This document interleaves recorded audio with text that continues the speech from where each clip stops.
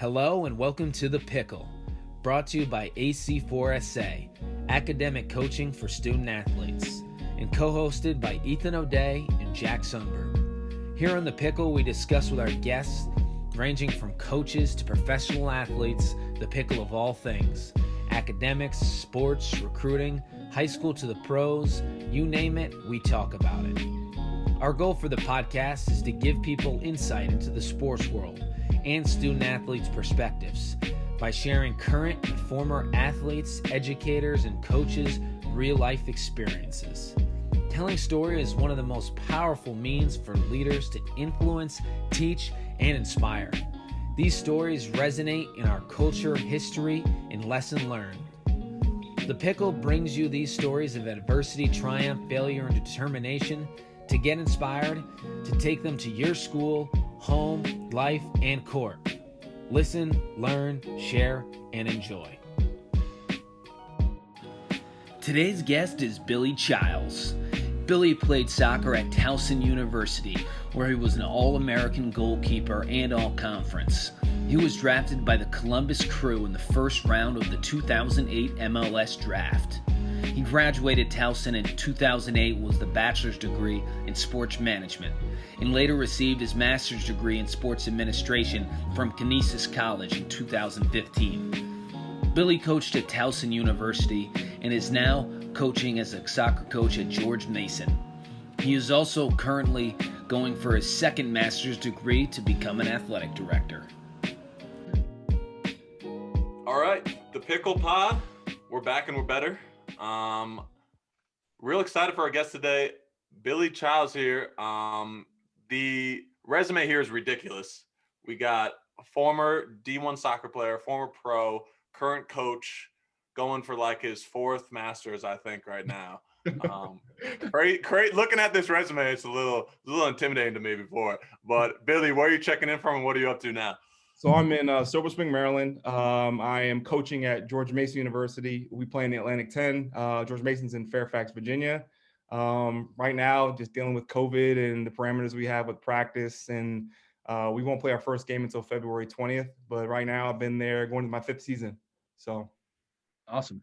No, I'm super excited. Like Ethan said, I mean, you're sort of all-encompassing of, a lot of our guests have been either an athlete or a coach or they're an academic advisor, but I mean, you're like a coach, a player, a student all at the same time. So I think it's gonna be cool to hear your perspective on stuff. So every time on the Pickle, we do the rundown. So it's just like 5 quick questions just to get to know you a little bit better, our guests, and sort of get a feel for you. So Ethan's our rundown man. So Ethan, start him off. Here we go. This is the rundown. Question number 1, dinner with one athlete. LeBron James. That's me too. Not even a question. No, I think I actually, I don't know how I answered it the first one. It was either LeBron or MJ. Number 1 thing on bucket list to do. Probably go to Hawaii. I've never been. Hawaii is something that I've been all over Europe traveling for soccer, but Hawaii is a place I've never been to. So I think I've heard it was gorgeous. It's beautiful. Definitely Hawaii. Same. That's a great vacay spot. Favorite movie all time? Ooh, good God. Favorite movie of all time? Probably, you're going to laugh when I say this. You probably won't know the movie. It's called Shatas. It's a Jamaican movie. It's based in Jamaica. It's with Bob Marley's son, one of his sons. Ziggy or Damien? No, it is Ziggy. Ziggy's in it. Yeah. Ziggy's in it, and it came out in like the early '90s. Like it's probably one of my favorite movies for sure.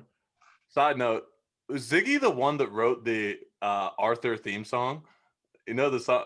I know what you're talking about. I don't know. I'm not sure if it's Ziggy or someone else. I know. I found out. Watch it though, obviously. It's terrible acting, but like I find it humorous because it's a lot of my roots because my mother's Jamaican, so it's a lot of things that I can connect with. Mm-hmm. So for me, it was like, and a lot of my family's in Florida, so it's based in Florida and Jamaica. So it was like I get to see a little bit of it's like, oh, I know where that is, or I know where that is. Yeah. So cool. Yeah, it's different. How do you start your day each morning? Definitely. I hate to say this, but first thing I do is I check my emails when I get up in the morning. As a coach, we're always getting crazy texts, emails from players, what's on the list. And with COVID, it's always checking to see what kids are cleared to play and train. That's definitely first thing I do first thing in the morning. Yeah, that makes sense with everything going on. And last one here, first quote that comes to mind. Ooh, that's a good one.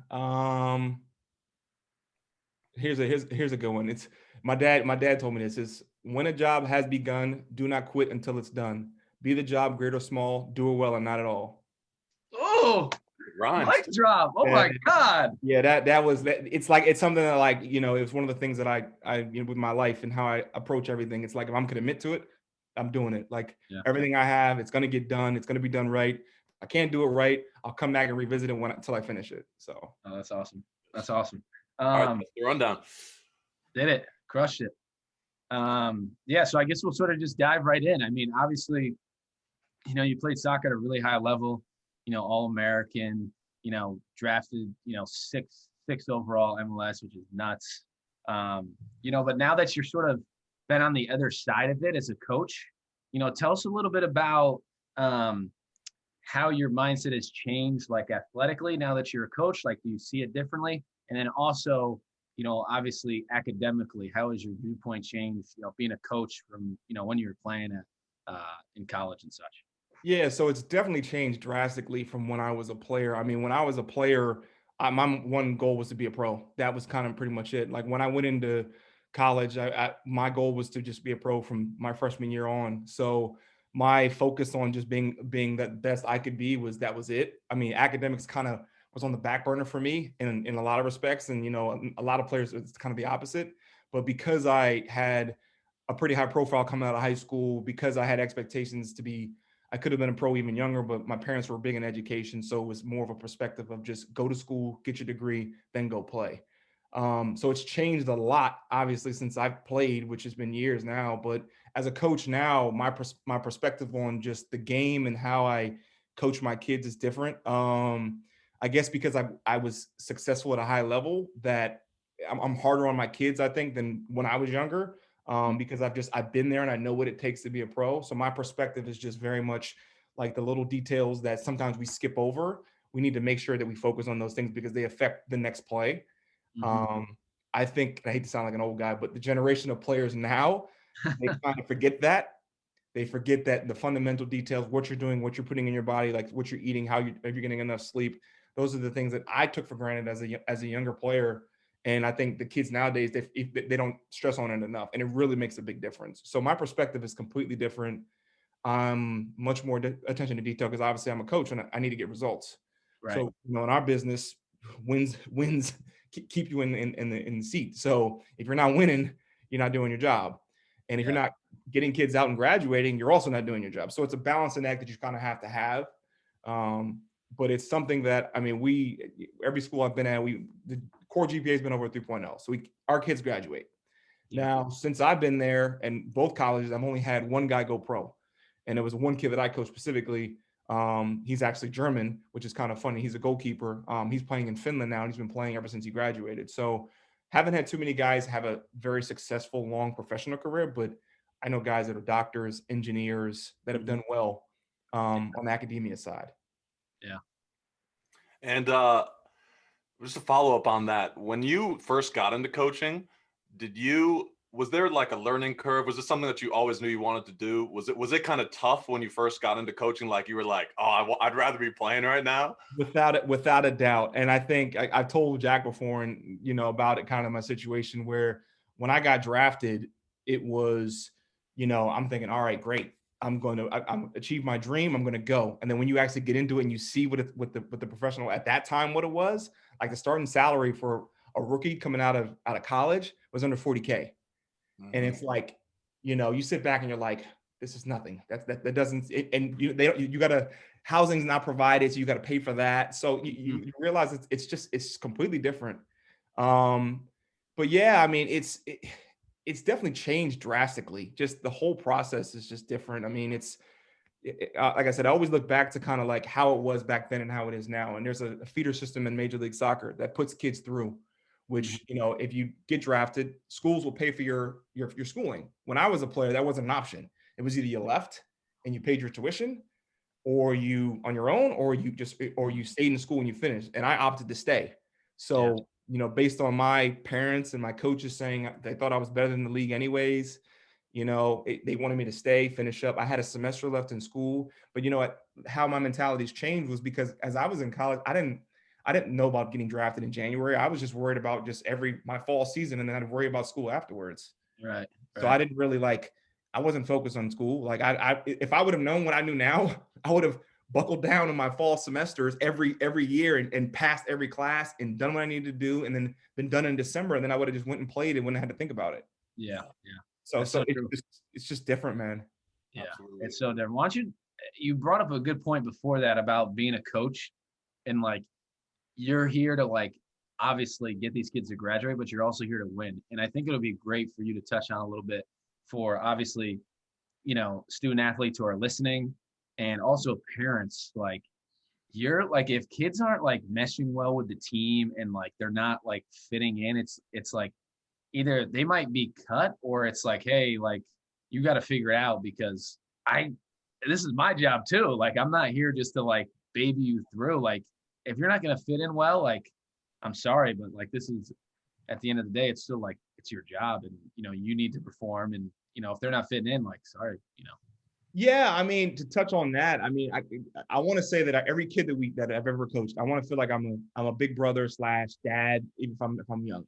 Now, every kid doesn't always stay for the 4 years, and the ones that actually stay with me through the grind, we have a different relationship. But I think parents overall, and I can say I've worked with some great parents. I haven't really had too many that were very overbearing or didn't really understand the process of what it means to be a student athlete, because you're a student first, then you're an athlete.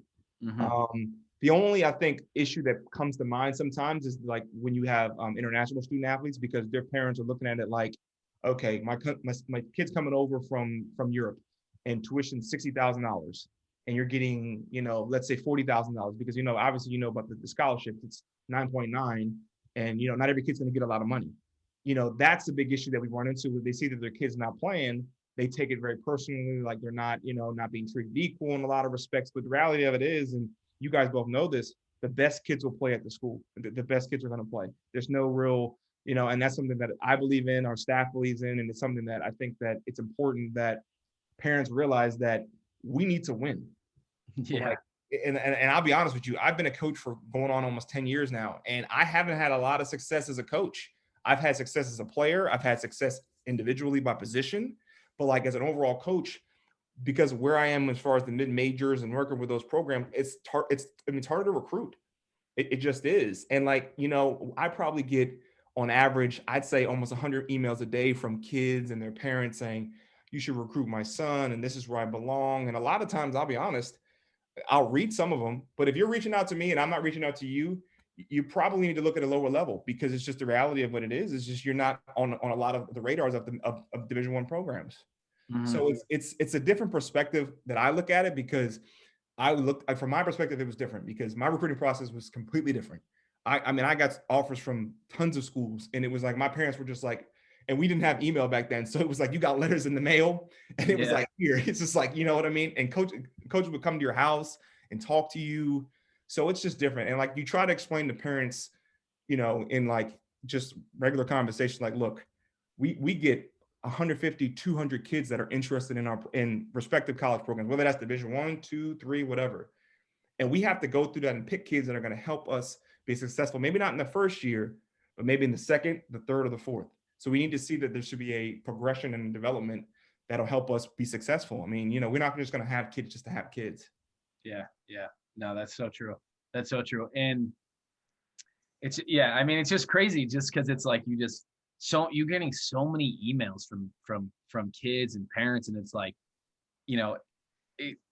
like parents, I think sometimes and students sometimes think it's just you send an email, they're going to look at it and be like, oh yeah, we'll come see you play. It's Right. such more of a process than that. Why don't you talk a little bit about, obviously, you're a first round draft pick, MLS, but then you decide to go back to coaching and go back, and get your master's. What was a major decision for you to be like, obviously, I want to play soccer forever, but, I also want to go back, get a degree, and sort of change up what I'm doing?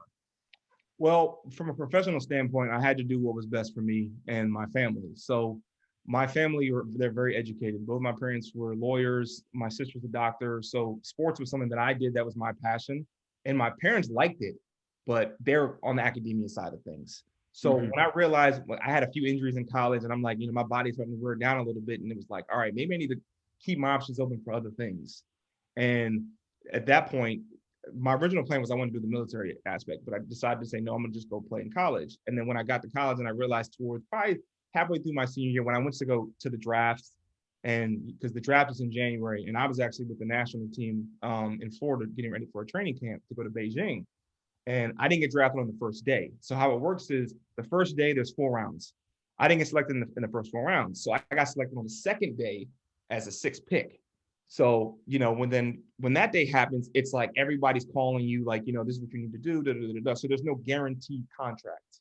So that's just, I wanted to make that clear, because when you say 6th draft pick, some people are like, oh, well, in the first round, you were number 6. I was like, no, no, no, no, no, no. If I was number 6, I'd probably still be playing.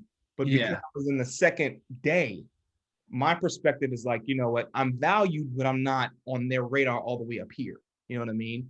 It's like playing in a lower level in a sense. So for me, it's different. I mean, it was different because I realized that I'm only going to play for so long. And I had like 2-3 concussions. I had broke my hand. I mean, I've been through a lot of injuries. So it was like, I need to have a backup plan. And, when I finally graduated and I realized I want to get a master's, I said, okay, cool. I got my sport administration, so I got it in. And then now I'm getting another one in higher ed, because it's like college athletics, because of COVID, is being hit hard. Like there's a lot of funding issues that are going to be an issue moving forward. And because soccer is not a high revenue sport, you got to have a backup plan. That's how I look at it. It's like, when I graduated from Towson, they cut the men's program because of state funding. We just don't have it anymore. So when you hear stuff like that, it's like, hold on, wait a minute. Like, I love soccer. I love working with the kids, but I need to have another avenue to go down so that I'm successful in my eyes and I'm financially stable. So the big education, obviously education, it helps some, it may not help everyone, but my perspective, it's helped me move along. Like, I've gotten other job opportunities and other coaching degrees because I have a master's and because I played and because I was this, but having that piece of paper just makes things that much easier when you want to transition into something other than being a pro athlete. Yeah, that's going back for your master's, big decision, especially and when you stopped playing. I played 2 years of pro overseas, and like making that decision, did you really struggle with making that decision to stop playing? And then I did. What was it like? For me personally, I'll speak on it. Like, I was at the point playing overseas, I was like seeing all these guys moving to Australia, Americans. I was playing in Australia at the time. Like, do I really want to move out here? Like, start my life here? I want to see what I'm doing. But just having basketball, my life was basketball ever since high school. Everything was to get to college. Then I'm playing. I don't know anything else. So I was like, I don't think I'm not enjoying it enough right now, or making enough money where I want to continue this routine, and I wanted to go try something else. Absolutely. And I want to know, how did you feel? Did you feel exactly similar to that? You couldn't have hit it on the head anymore. Like, honestly, that's how I felt about it, because it started for me being a young kid, wanted to be a pro, go through the process. Then because like I said, if I told you the starting salary at that time of rookies is like, if you're not under contract and you're like a developmental player, it's $40,000. Yep. And then it's like, and then even if you don't play at that top level, you play in the lower levels, and it's still, you don't make a lot of money. And if you're like really, like, I know guys that are still, or a couple of years ago, that are still playing pro, and it's like, if that's your path, go ahead. But I just couldn't do the grind anymore. Getting in for practice, always wanting to be in shape, always having to, take care of myself, which is things that I do now, but it's on my time. It's rather than, because when you're a pro, you have to, like, you don't want to just sit the bench. So you want to be the best. So you got to put your body through even more stuff that you normally wouldn't do, so that you can compete for that starting spot. And for me, it was like you said, I was burnt. I was burnt out, flat out. I mean, it was like, I dominated in high school. I dominated in college, and it was like, now I'm in a pro. I'm just like, man, I did all of that work, and it's like my body's just telling me, man, I don't know if you can do another 10 years. It's a lot. Yeah. No, so you get it on the head, man, like, without a doubt. You sometimes get burned out. You do. And some people can, recharge and go back at it. I looked at it as like, you know what? Let's try another avenue. Because I always like working with kids. So it was an easy transition for me. Yep. Yeah. And I think it's just such a good point too, because you just get caught up when you play a college sport for 4 years, just knowing that routine, and like you get so caught up in your sport and being able, we talk about this in other podcasts, like try different things when through college, get out of your circle of your athletic circle and meet other people, network, try to figure out something out other than your sport, like some sort of hobby, something else that really like gets you in that state of flow other than your sport. Try to find that out. I think that's like great advice. For.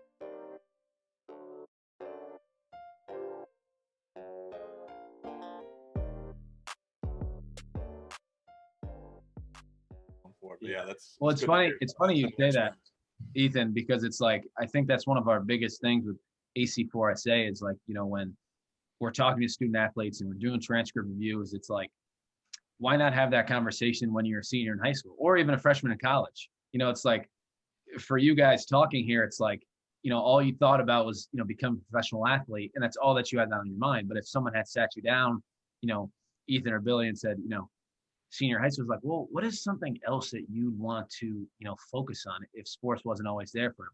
Because then it's like, then you can take your 4 years in college and, you know, do something that you actually are interested in. And maybe, you know, you don't have to go back and get 10 masters, you know, it's like, it's like, but talk a little bit about that. Cause Ethan hit it, you know, good is like, and it actually sort of answers our next question is like, if you had been thinking about that earlier, could that have made a difference, you know, going into college? What do you want to do? If someone really like sat down, like sort of what we're trying to do with AC4SA is like, you know, what do you want to do? What interests you besides Right. sport, you know?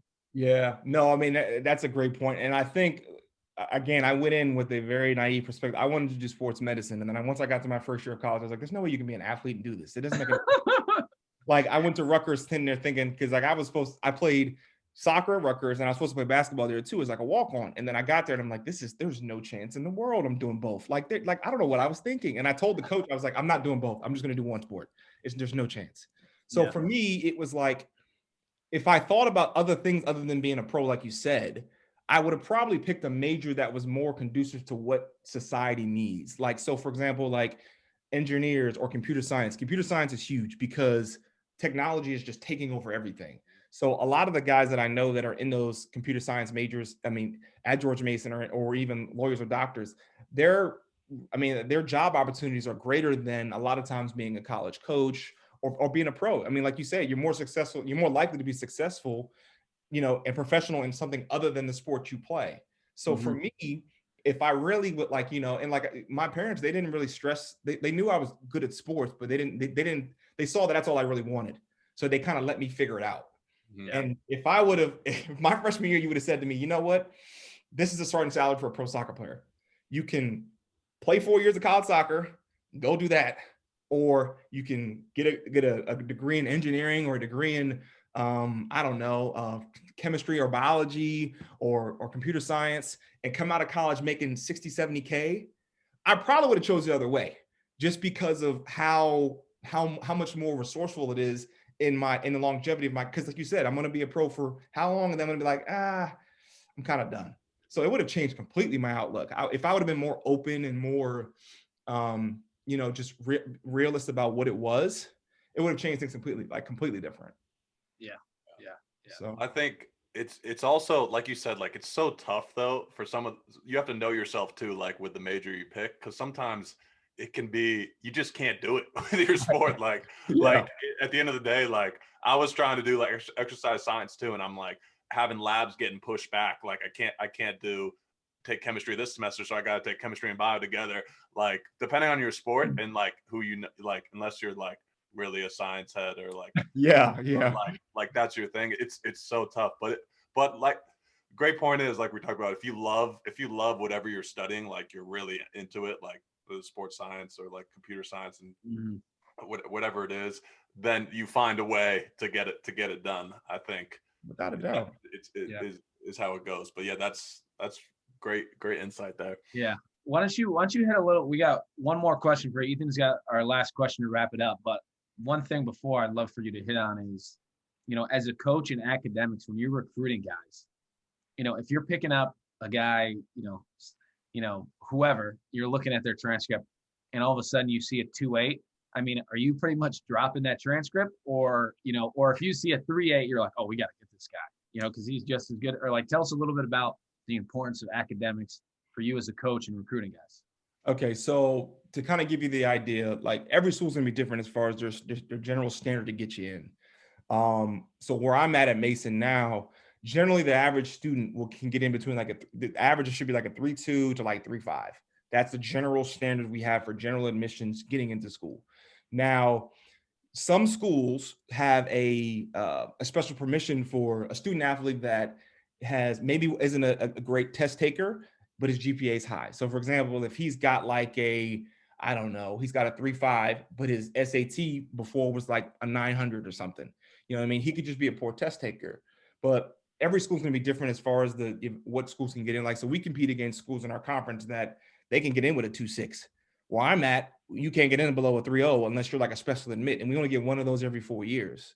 Yeah. So the importance of academics is everything. I mean, so when I'm looking at a transcript and I'm evaluating it, because I've been doing this long enough now where I can look at this kid's transcript and say, okay, he did this, and this.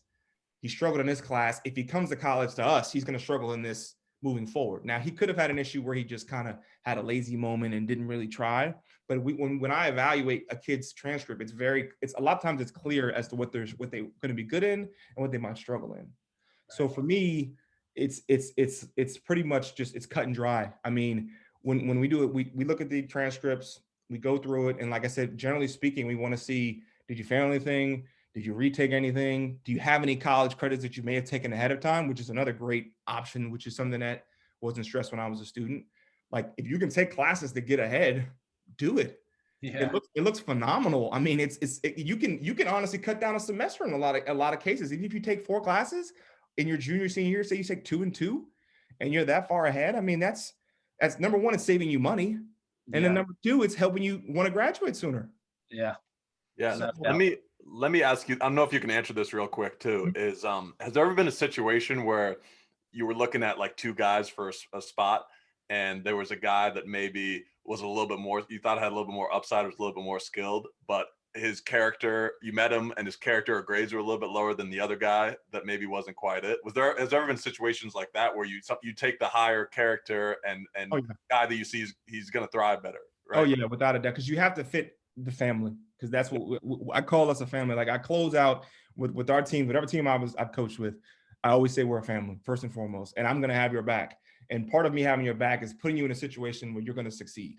So that means, like, if I recruit you, I'm not going to recruit a kid that I know is not going to make it, both socially, academically, and sports. So those are my 3 areas that we look at. If you're struggling in more than one of those areas, it's going to be a challenge. Mm-hmm. And depending on, some kids will grow into being a little more mature. It takes a little more time, which I get.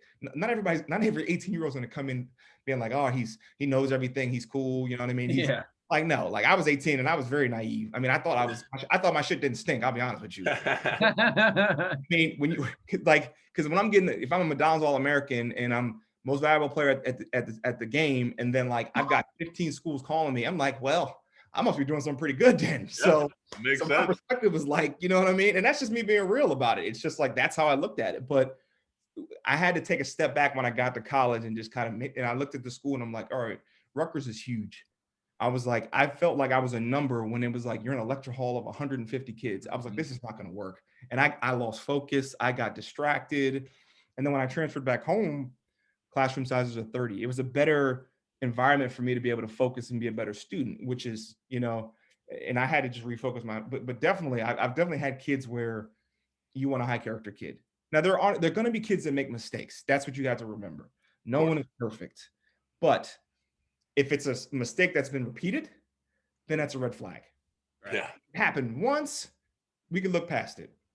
Right. Failed 1 class, okay. But if you're failing 10, yeah, I'm not going to I don't want to risk that, because, for us, it's the APR points that you guys probably know. APR points are everything. Like, so as much as we want to win, for the kids that come in and leave and never graduate college, it affects our APR.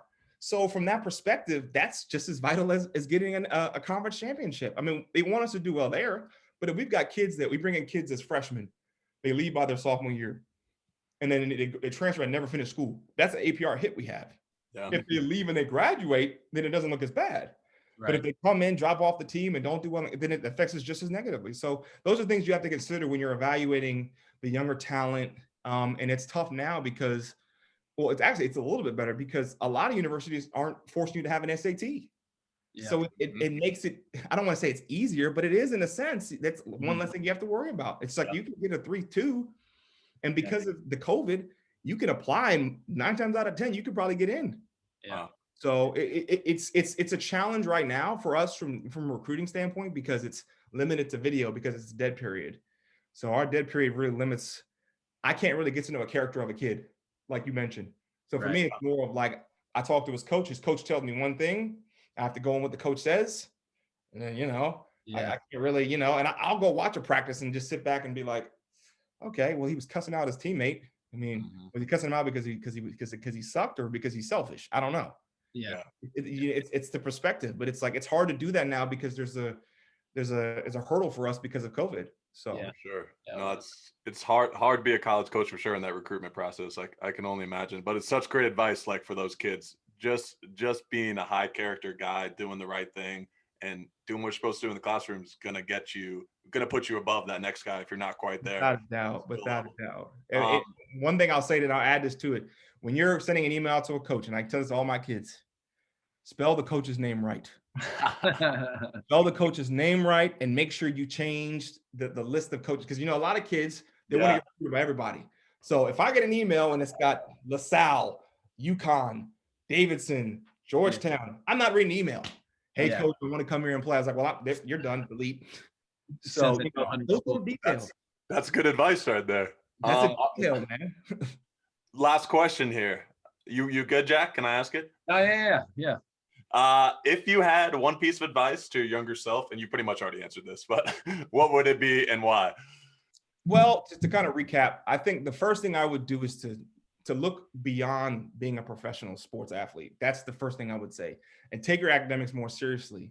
So it's a combination of both things. So the academics should be first, and regardless of how good you think you are or how good people tell you are, the perspective you need to go in is, what if I were to tear an ACL, God forbid, or have a serious career-ending injury, what do I have to fall back on? So it's so important to make sure that you finish and you get a meaningful degree because there's still a lot of athletes that people will push to get through just so they can graduate and get the APR points. That when they're done, they don't really have a good job lined up. They're still just kind of hanging in their mom's basement, not doing what they want to do, and not really making any money. So it's important to pick a degree that you think you could have some success in and make some money off of at a later date, and make sure that you take priority just as much as in that as in your athletics. That's the biggest advice I can give. I would give myself back when I was 17, 18, and what I would give the kids that I coach now. Yeah. Yeah. Simple. Oh, What's more I mean, important? that was perfect. I mean, and we've asked a lot of guests this, and it's always like different things, but I think as far as like a student athlete, like you couldn't have summed it up better as far as like, you have to think about other things, it's like we can't always play forever. And, we're going to be a different person when, you're 25, when you're 30, when you're 45, it's like, you're not going to be the same guy when you're 18. Exactly. But it's, having those conversations, it's tough to have because like you said earlier, you're getting recruited by 10 schools. It's the only thing that matters, playing pro or getting on the field, whatever it is. Exactly. It's that realistic approach to have, like I said, for Major League Baseball or professional basketball. I mean, those are very lucrative sports. Yes. And you know what I mean? And I'm not going to lie. I mean, if I was in that situation, my mindset would probably be a little bit different. But because I pursued soccer as my thing, I should have had a more realistic approach. It's like, okay, I'm not going to be a Lionel Messi or Cristiano Ronaldo. I mean, I'm going to be Billy Chiles, and I may have a good, solid career where I make, maybe 100K if it's all said and done. But my approach should have been different because of that. But I looked at it as like, well, I see these pros and I see myself competing against them, and I feel like I'm better than them. But how long is that going to last? What's the end game? Like, what do you have to fall back on? Like I said, and it's something that I can't stress enough to kids. And some kids, their parents help guide them in that direction. They help, lead them to to just know that academic is important and to be honest with you, I'll tell kids straight up. I said, what do you want to do when you're done? What do you do when you get here? Like, what are your aspirations? And they say, be a pro. And I'm gonna say, look, I was there. And I'll be honest with you, it is a tough journey. It is. So as much as you think you want to go out and dribble for an hour after practice, or you want to watch film, or you want to, critique this, you need to make sure you've got over a 3.0 GPA and you've got a meaningful degree. Mm-hmm. Yeah. No, that's you're just dropping. You're just crushing it. You're just killing it. You're just like, we're gonna get you on Instagram and just blurb you out to just different student athletes. Like, listen, everybody, listen. I'm telling you, man, because it's like it's not like I didn't have the good people on my ear telling me, but it was just I was so just like this. It comes down to you, yeah. Yeah, I was just so like, all right, I'm what I want to do. So I want to do. This is it. This is all I know. And it's like, and I'm just like, and now I'm like, what the hell was I thinking? Like, I really should have taken a step back and just been like, you know what, Bill? Yeah, you need to make sure you have your options of, like, because it's just when you're 18, 19 years old, 17, you're not thinking of it like that. No, not at all. No, this was awesome, man. Yeah, I appreciate you coming on. And so many good conversations out of this. Billy Chiles. I'm gonna have my future kids talk to you in a Zoom before they go to college. I need to lock that. By all means, like I'm always, like I said, I tell people all the time. I said, look, I love giving people advice that can help them better themselves at the end of the day, because I want you to be successful. Whatever you're doing, be successful. And if I can give you a little bit of a sneak peek of what my experience was and what to do and what not to do, you can take that advice. You can say he's full of shit, or you can say maybe he's spitting some knowledge. But being a guy that's been there, been around the block a little bit, coached at 2 Division I universities, played, it's like, I mean, and I'm relatively young in age, so it's like I can tell a 17-year-old kid, 18-year-old kid, look, I was there not that long ago, and I'm not 60 years old, and it was like, oh, back in my day. Like, now I'm giving you my perspective of relatively within the past 15 years. 100%. Yeah, I appreciate you coming on, man. It was great having you, and you're welcome anytime. You might have to take over my job as the host. Hey, look, I doubt that, but I appreciate you guys having me. Like I said, anytime, what I'm saying, like I said, I really enjoyed it. This was great. Yeah, no, this was. Thanks for tuning in to The Pickle. It was brought to you by AC4SA, academic coaching for student athletes, whose goal is to use the power of sport to unleash the athlete's potential in the academic arena.